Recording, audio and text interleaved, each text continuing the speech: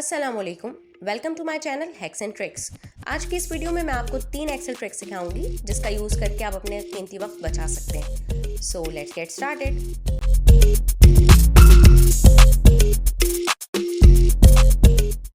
Write first name, last name and initials of only first row, then press Ctrl plus E and it's done.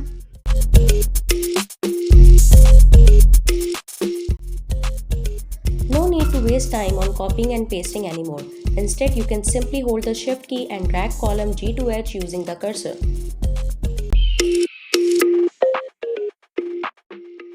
If you don't know about this Excel trick, trust me, you're wasting your time. As you can see in the given table, the column of rates, all the given rates are increased by 10. Here's the shortcut. Copy the 10, select the rate you want to increase, press Ctrl plus Alt plus V, choose Add in the operations column and press OK.